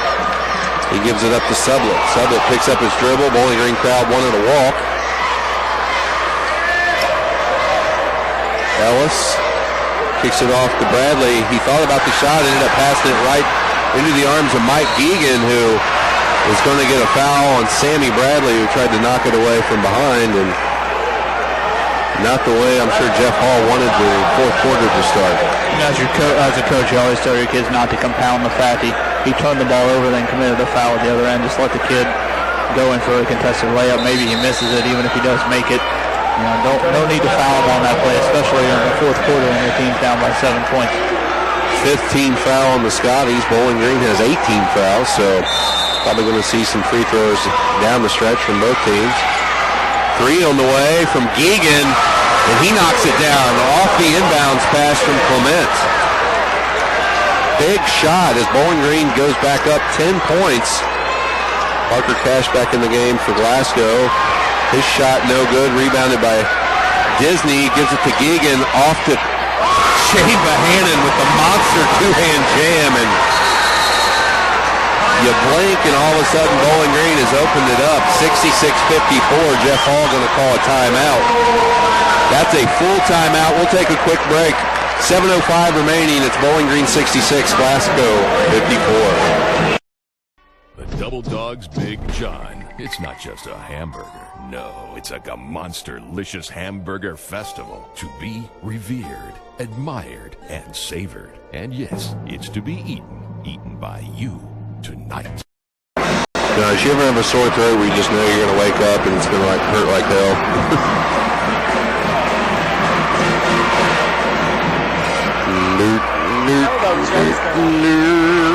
He's not there. He's not there. He can't tell us what to do. He'll lobby though. I don't care if they win the Sunday. Choices. Did you know you have choices at Van Meter Insurance? Van Meter Insurance has proudly served our community for over 30 years as a local leader in providing home, auto, and business insurance. As an independent insurance agent representing carriers like Grange Insurance, we work hard to bring you the best choices in home, auto, and business insurance. Call us today to see how Van Meter and carriers like Grange Insurance can get you the right coverage and secure your tomorrow.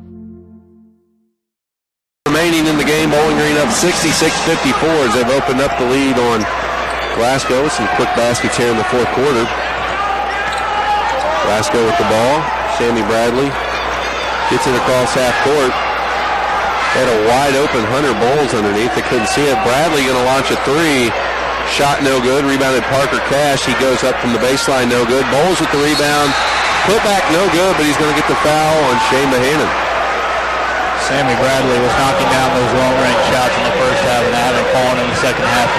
He needs to recognize that fact and maybe not chuck him up so quick anymore, but a good job by Hunter Bowles on the offensive boards.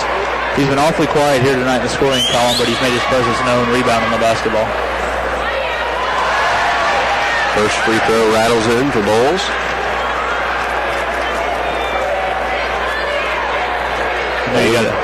Norm, you got a chance to talk to Hunter this season as one of our athletes of the week, and he's a great young kid and wants to make a living playing for college football someday, and I tell you what, he's got the frame to do it. He's a big kid. We thought he might do a little bit better job tonight guarding Shane Bohannon, but like a lot of kids this season, it's easier said than done. Not the easiest task in the world as he makes his second free throw to cut it to a 10-point purple lead. Glasgow intensifying the pressure here as they're trying to get some traps and force some turnovers. Clement drives in the paint. They're going to call blocking on Parker Cash as Clement slicing into the paint there. Easy call for the referees there, and that's the 16th foul for Glasgow, so one away from the 1-and-1. I was going to say we don't expect Bowling Green to slow it down one bit because we've done so many of the games this year. Every time we think they do, they keep attacking. I think that's in their best interest. You don't want to get complacent and try to run the clock out. Only up 10 points with 6.5 to go. Inbounds pass goes to Bohannon. He takes it strong into the paint, gets the basket and the foul. And that's a huge play for the Louisville-bound senior, putting the Purples up 68-56 with 6:26 to play. And I believe if he makes this, that will equal their largest lead of the game, which came in the first quarter. It'll be their largest. They were up 16-4 in the first quarter, so this will be the largest of the night. Bohannon knocks down the free throw, 69-56. Scooter Hollis checks back in for Bowling Green, going to give Austin Disney a breather. Well, this huge crowd, which was awfully noisy in the first half, pretty quiet now that they've seen the hopes of a Glasgow upset kind of go by the wayside. Sammy Bradley turns the ball over, trying to get it over half court. Mike Geegan's shot no good. Bahannon's follow-up no good, but Scooter Hollis, third time's a charm, knocks it down, and it's now 71-56 Bowling Green. And they're going to get a foul on Tyson Halcomb as he's pressuring Quentin Ellis in the backcourt, and Ellis is a guy that had huge numbers there in the first half, had 17 points, just 21, so only 5 points here. I'm sorry, 4 points in the second half for Ellis. Well, Norm, math wasn't your major in college, but Bowling Green obviously has done something matchup and X's and O's wise to kind of shut down Ellis, and that shows the mark of a good team and a good coach, because nobody else on Glasgow's squad has stepped up and really found the scoring column, and that's really hurt him, because Quentin Ellis had a monster half, and man, if he would have put up those numbers in the second half, we'd be talking about a 30-40 point game, but he's slowed down. Bowling Green's done a good job of doing that, and no one else has stepped up for the Scotties. Yeah, I have to imagine his name came up quite frequently at halftime from D.G. Sherrill, and he knocks down both free throws, making it 71-58. Well, quite honestly, the Purples might not have known that Quentin had it in him. They played already this season, but he didn't score very much. He's the point guard, much like a Darius Clement for Bowling Green. That's mostly his job to get out assist, and he really came out of nowhere tonight in terms of scoring the basketball. Clement gets it across half court, being guarded by Cash. He takes it in the paint and simply rolls it right off the top of the rim and in the basket. He got a step past Parker Cash. Nobody came to his aid, and that was easy pickings. Parker Cash takes it all the way down the floor, gets Shane Bahannnon up in the air, goes back up and puts one in himself. Well, no offense to Parker, but he might have traveled 6 times on that to the basket. Glasgow going for the steal near midcourt on Darius Clement. They're going to whistle Parker Cash with the foul, and the faithful from Glasgow unhappy with that call, but a lot of contact on that play. I believe something needed to be called. You can see the frustration setting in for Glasgow, not only on their fans but on the bench, and Parker goes and takes a seat and he hangs his head, and he's just really upset right now with himself for getting that foul. It's tough when you play so well in the first half and you come out in the second half and the other team just kind of toys with you. You think, what went wrong? What are we doing different? Because it's been all Bowling Green here in this half, and Glasgow really hasn't had an answer these last 16 minutes of the ballgame. Clement will go to the line for Bowling Green to shoot the 1-and-1. We have a final from Hot Springs, Arkansas, as WKU loses to North Texas in the semifinals, 81-62. Clement misses the front end of the 1-and-1. Sammy Bradley with the rebound. He gives it off to Quentin Ellis, who puts up a shot, and they're going to call him with the charge. Good play there by Mike Egan, anticipating that Ellis would take it all the way in, and not what you want to see if you're a Glasgow fan, as there was an opportunity.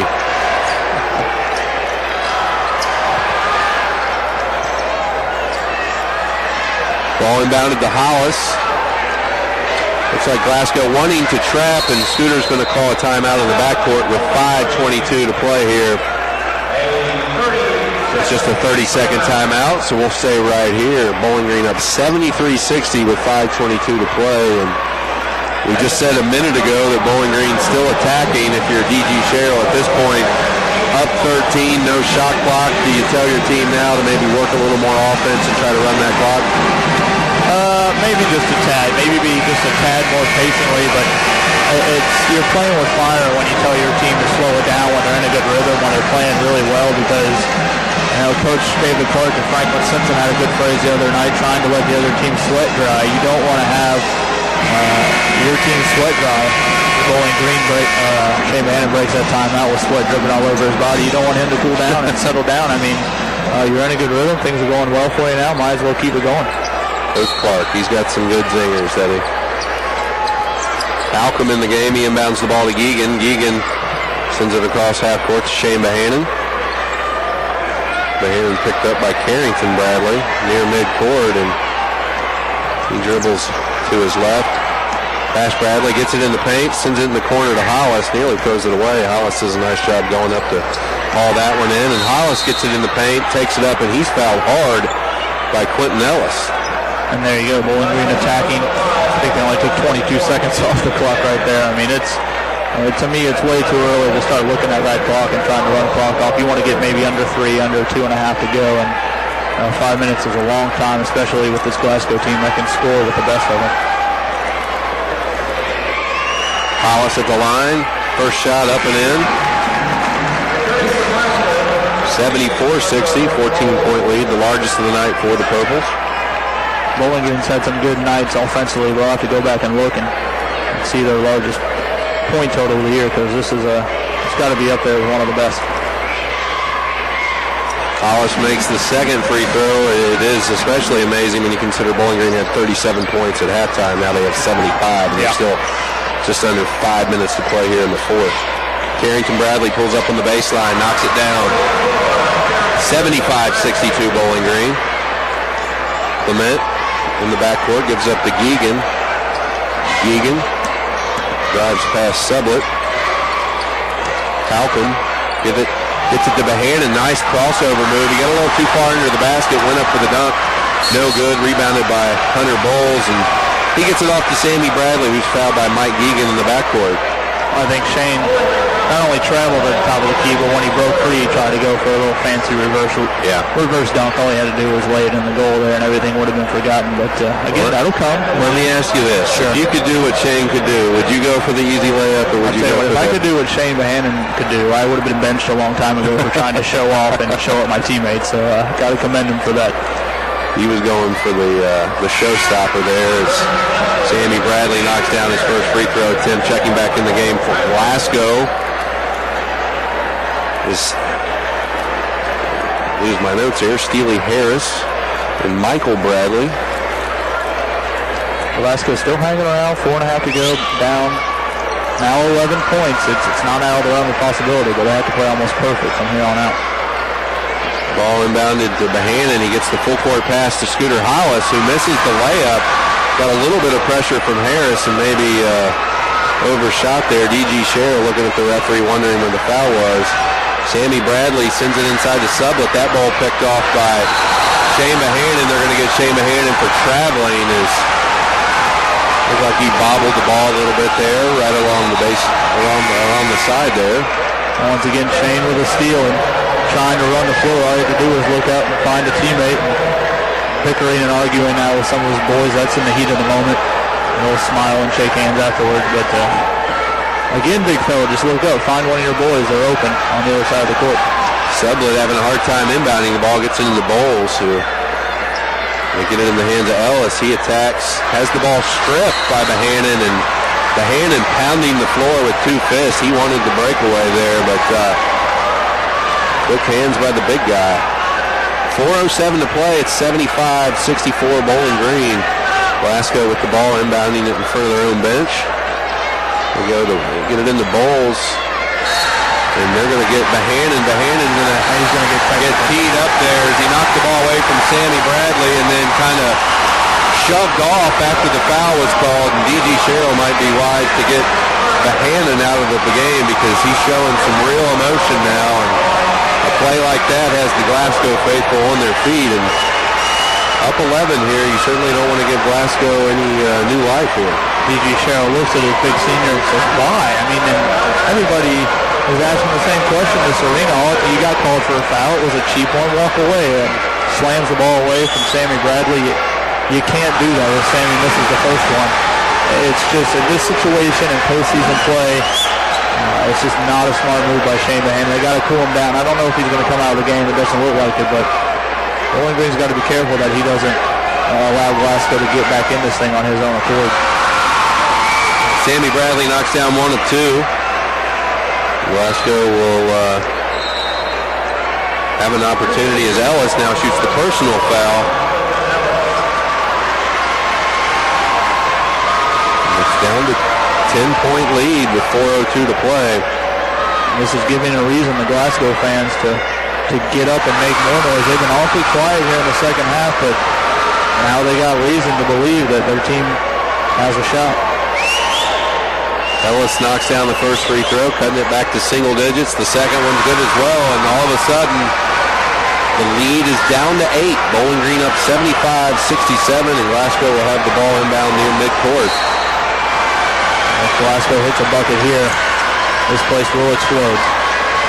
Ellis with the ball, gets it in the paint, puts up the floater, no good. Bowles with the rebound, gets blocked by Bohannon. Back to Bowles, and he knocks it down. Glasgow Glasgow got 3 shot attempts on that possession there. Bohannon had the block, but knocked it right back into the hands of Bowles, and he had the easy putback. 3:39, Geegan off to Hollis. They go inside to Bohannon. Bohannon trapped in the brace line, puts up an incredible finger roll. He was positioned actually under the basket, had to reach way out there and try to roll it in there. Didn't really come close, but it was just impressive to see him get that shot off. It's just so frustrating for Glasgow because there's not many kids, high school or college, who can make that play. Trapped on the baseline underneath the goal, wrapped his right arm around underneath the backboard and threw it up with his right hand and drew the foul. It's demoralizing if Shane misses the first, but it's demoralizing as a defense because you did everything perfectly and the kid is just too athletic to be stopped. Yeah, Dr. J would have liked that move. That was impressive, even if it did go in. And Bohannon misses his first free throw with 3:33 to play, 75-69 Bowling Green. Bohannon gets the second one to fall. Bowling Green's lead now 7. Shane Bohannon will take a seat now. Probably about 30 seconds if we know Coach D.G. Sherrill will get him rested for just a tad before he has to go back in there. He has 4 fouls, too. You certainly don't want to lose him just in case it goes overtime as Sammy Bradley gets it across half court. They go inside to Bowles, and he walks as he got the ball in great position and just stumbled a little bit.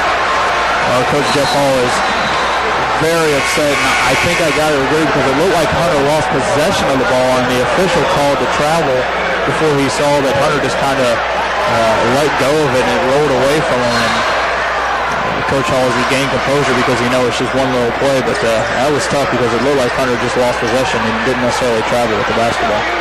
Peter May in the backcourt trap, gets the ball stolen by Sammy Bradley, and that's an easy foul to call as Mike Egan, out of frustration, tries to reach out and grab the ball. Instead, grabs Bradley, nearly pulls him to the ground. And with 3:18 to play, Glasgow with another opportunity to cut into this lead that at one time was 14 points for the Purples here in the fourth quarter. And Bradley can cut this to a 5-point lead. First free throw, no good. Bowling Green is in full collapse mode right about now, and D.G. Sherrill's got 4 timeouts. He needs to use one of them here soon to get his kids refocused because everything has swayed Glasgow's side. Well, Bradley misses an opportunity for the Scotties as he misses both free throws. Bohannon back in the game, pulls down the rebound.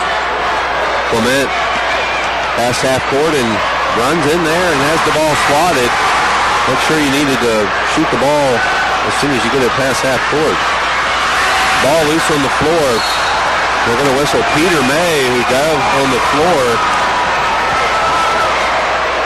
As Jalen Sublett had the ball and had his back to May, it was on the floor for about a half a second. No surprise, Bowling Green not trying to run a little clock here offensively as this lead is slipping away. Now Mike Egan, Peter May, Shane Bohannon, all with 4 fouls.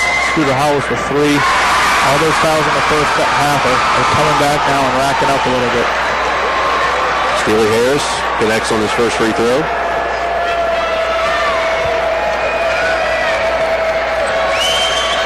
Second one, nothing but net. It's now 76-71 with 2:56 to play, and Glasgow applying a little full court pressure.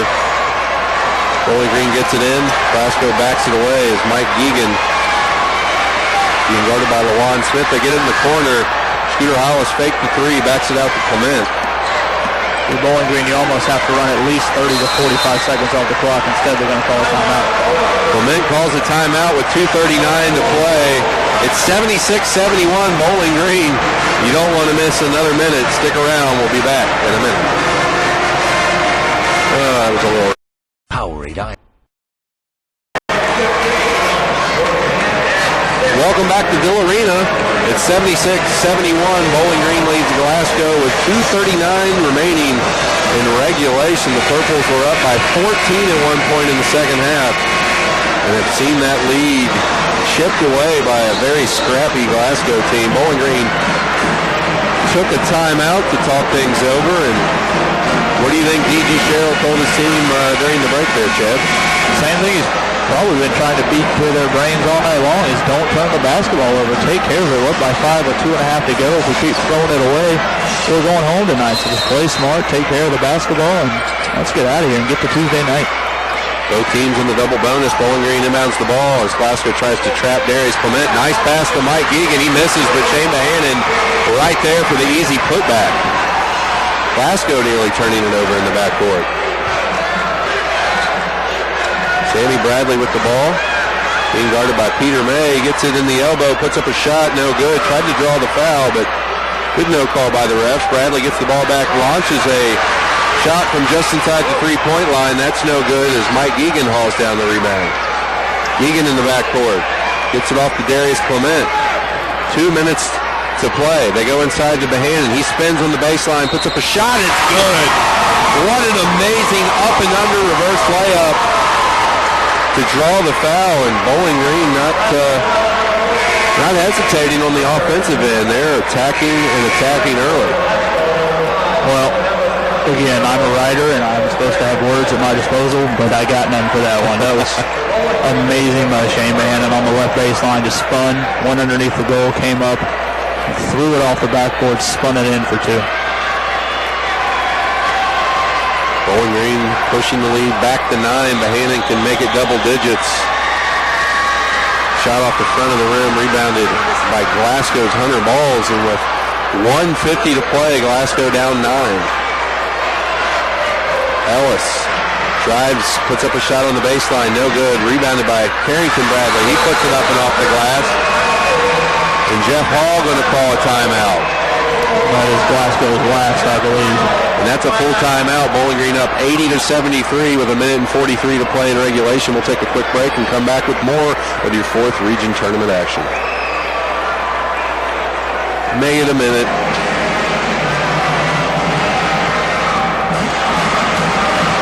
What did Compton scribble down there? Nothing important.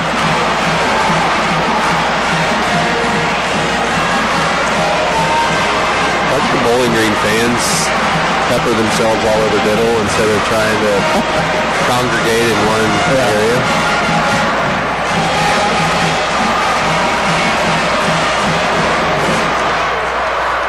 I'd say they'll stick around at least for the first half of the next game. So it's a bloodbath. I don't know.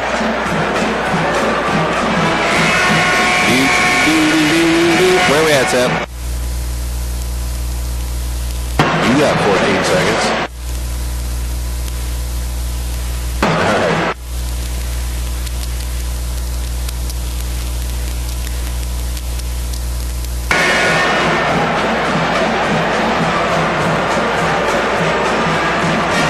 Welcome back to Diddle Arena. 1:43 remaining in regulation, where Bowling Green holds an 80-73 edge over Glasgow. The Scotties just took a timeout, and they'll apply some full court pressure as the Purples inbound the ball. Geegan in the backcourt with Clement. Geegan takes it across the half-court line himself, gets it in the paint, pulls up his dribble, and has the ball stolen by Sammy Bradley. He looked inside to Scooter Hollis, and now they're going to get Darius Clement, who is trying to cut off Bradley, and you just can't run into a guy like that. And with 1:25 to go, Glasgow will go to the line with a chance to score with the clock stop. Well, it's frustrating for me to watch. I can't imagine how frustrating it must be for D.G. Sherrill. It's almost like his team doesn't want to make it easy. They want to try to make this as hard as possible. All they do is run some clock down, they throw it away, and then foul on the other end and keep Glasgow alive. It's just, it really is amazing when it's so simple, but sometimes for high school kids, they just like to make it a little bit more difficult. Bradley good on the first and second free throw, and here we go. The lead back down to 5. 1:25 to play. Purples inbound the ball. Geegan has it in the backcourt. He's picked up by Jalen Sublett. Geegan just drives right past him, gets it underneath the basket, and walks. As it looked like he even thought about shooting the ball, and you're Bowling Green with the lead. Might want to run a little bit of that clock. It seems like as soon as they get it across half court, they're either shooting, turning it over, or it just doesn't make a lot of sense, Norm. Glasgow with the ball, 1:15 to play.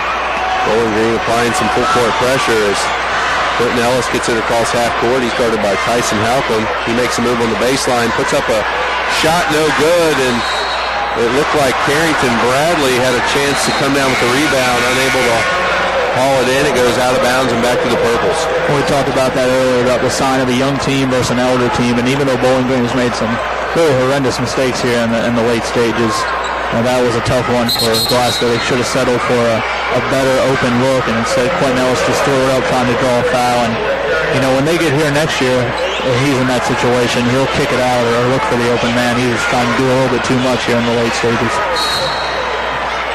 Macarius Fant checks in for the Purples, replacing Tyson Halcomb. Scooter Hollis has the ball, gets it across half court, and they're going to get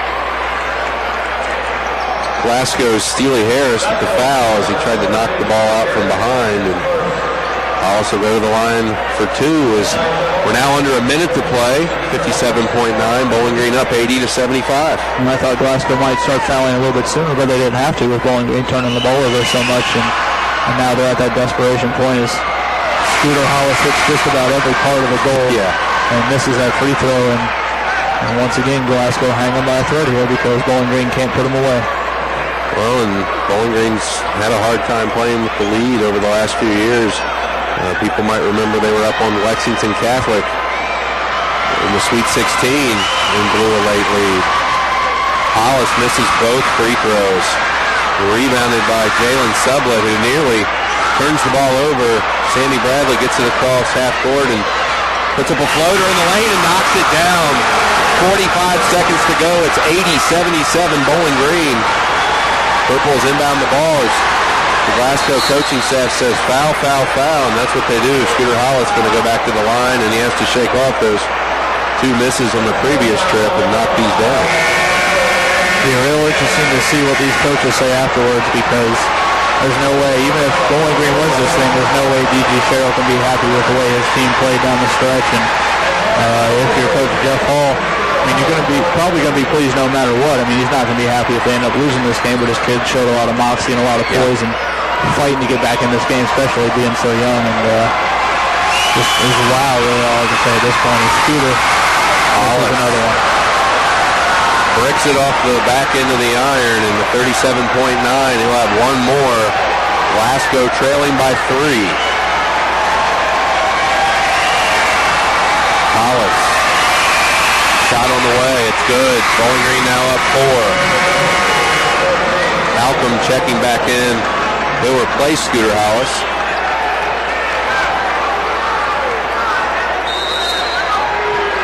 D.G. Sherrill tells his team to fall back, but they pick up Sandy Bradley. He launches a 3, misses everything. Rebounded by Geegan, who's quickly fouled with 30.8 seconds to play as Bradley actually kind of rushed that shot, had a chance to maybe set his feet and hit that kind of on the run, tried to throw that up on the run from behind the three-point line. It looked like a buzzer beater from half court, and he just chucked it up on the three-point line, and Glasgow should have went straight to the hole, tried to get a quick 2 or a foul, and still a little bit of hope here, but that really diminishes their chances throwing up that wild of a shot. Geegan at the line for Bowling Green. He misses his first free throw attempt. Geegan has 12 points on the night. I'd like to get Bowling Green's average from the free throw line. I don't have it because they've tried so many and I just can't count that fast, but it can't be more than 50% after all these misses. Geegan misses the second free throw. Bowles pulls down the rebound. Steely Harris with it for Glasgow. He takes it, pulls up his dribble right at the free throw line, and they're going to get Bohannon as he basically runs Glasgow's Sammy Bradley over the scorer's table. And again, Bowling Green, a lot of their fouls tonight have come from just running into the Glasgow offensive players as they are trying to cut off their dribble, and Bohannon's done for the night. Shane's going to finish with 31 points, and Coach D.G. Sherrill rubbing his temple saying, thanks, Shane. But if you sit back and look, that's really not that big of a deal for Bowling Green. It will be if this thing goes to overtime, but at the moment, they don't really need Shane Bohannon shooting free throws. Sure, he can pull down a rebound in a big spot, but up by 4 at this point, you want the ball in your guards' hands and your guys that can sink free throws. So that isn't too huge at the moment. If we go to an extra session, that is going to be really detrimental to Bowling Green's chances. Well, the biggest thing is you kind of let Glasgow off the hook. They can score now with the clock stopped. Just 23.8 to play, down 4. And Bradley swooshes the first free throw, and it's now a single possession ball game.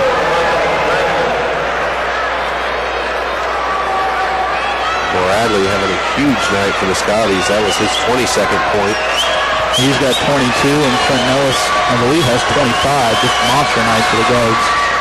Bradley's first free throw off the top, front end, but Bowling Green nearly gives it right back to him as Scooter Hollis gives it up to Peter May, who hits the layup on the full-length pass from Darius Clement, and he'll go to the free throw line. That may be all she wrote for Glasgow, as Bowling Green now up 83-78 with 14.8, and Bowling Green is always in attack mode, and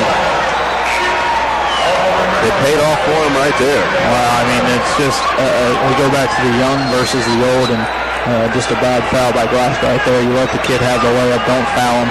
Peter May not make this free throw, but that's just big in terms of momentum, and tough for Glasgow. Looked like they had the offensive rebound down there, just didn't bounce their way. Peter May at the free throw line, shot is up and in, and now Bowling Green up 6 with 14.8 to play, and E.G. Sherrill waving his team back as Glasgow gets a three on the way from Sammy Bradley, and he swishes it. And the clock keeps running, but it stops with 6 seconds as Glasgow down 81-84. Bowling Green will inbound the ball with 6 seconds to play. Macarius Fant checks in for Bowling Green.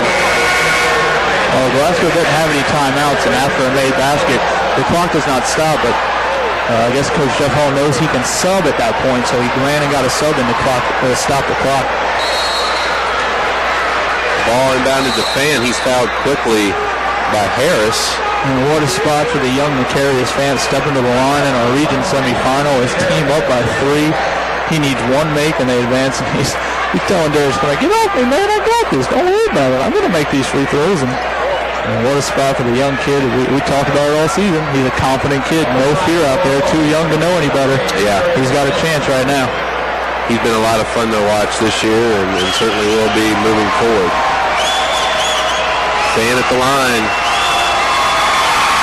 Free throw up and in, and that gives the Purples a 4-point lead with 4.7 to play. That's probably all she wrote for Glasgow, but man, you really have to tip your cap to the Scotties for battling tonight. There were multiple opportunities when Bowling Green had a big lead, and Glasgow fought right back every time. Fant misses the second free throw. 2 seconds. Bradley launches a long three. That's banked in and good, but too little, too late as Bowling Green wins this 85-84 over Glasgow. They advance to tomorrow's 4th Region Championship game, which tips off at 6 o'clock. We're going to take a break, come back with your post-game show. Stick around. More 4th Region tournament action when we return. Wow, dude, that's huge. That's huge if they don't make one more free throw. Wow.